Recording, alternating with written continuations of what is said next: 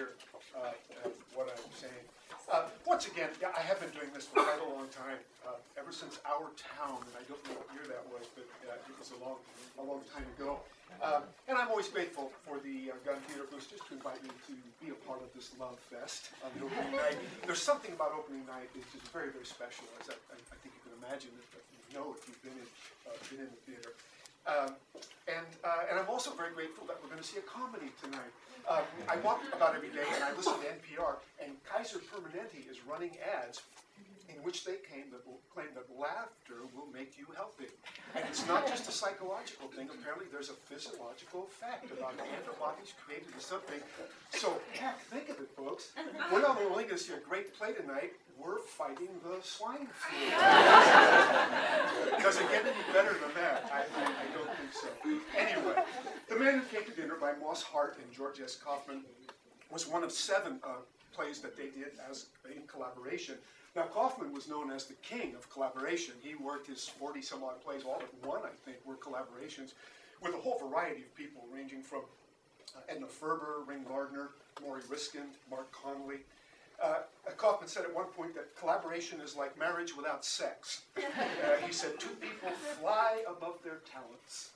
He also called collaboration a case of guilt by association. But Kaufman's most successful collaborations were unquestionably with Moss Hart.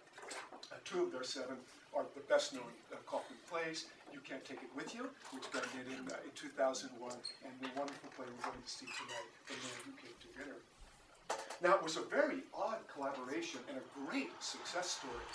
In 1930, Moss Hart was a 24-year-old unknown high school dropout trying to get a play put on stage.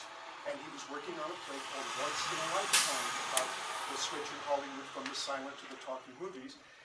Was really struggling with it. Kaufman was 42, was a well-established playwright, earning at the peak about $7,000 a week at the beginning of the Depression in 1930. I mean, it was immense. So, and somehow they hooked up. Hart would be in awe of Kaufman their entire working life together. Mark Connelly, one of the earlier collaborators, said, Moss is in such a state of genuflection toward George all the time that I don't know how they ever get a play written. He said Moss really wants to be George's son. And there was very much that relationship. Actually, I have to tell my favorite Mark Connelly story. Mark Connelly, when he was collaborating with Kaufman, they were having lunch together.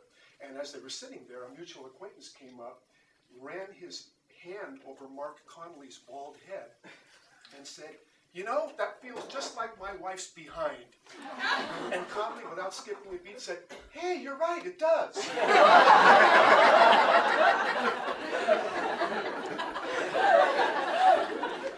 Anyway,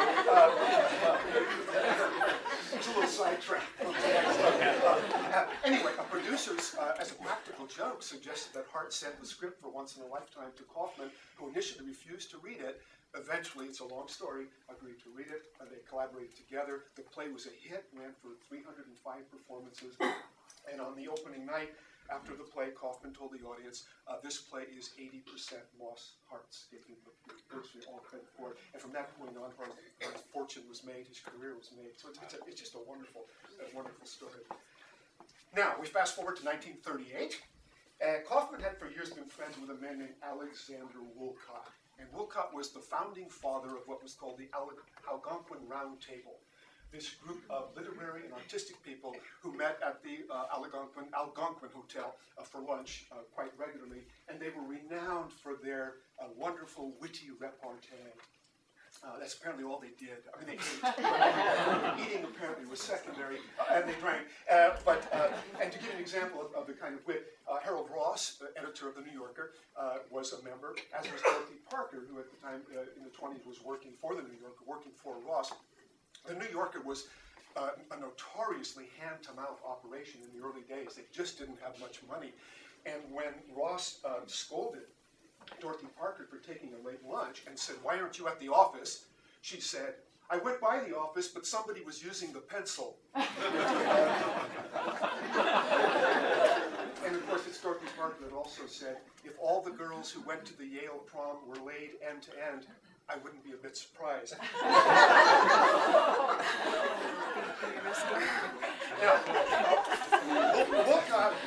Wolcott was one of the biggest celebrities in America. He was a journalist, he was a drama critic for the New York Times and then for the New York World. He was a writer for the New Yorker. He actually wrote a couple of collaborations with Kaufman that weren't very successful. And he had a very popular national radio show called The Town Crier. By the 1930s, he was, in the words of one commentator, quote, one of the best-known people in America and an arbiter of popular literary taste.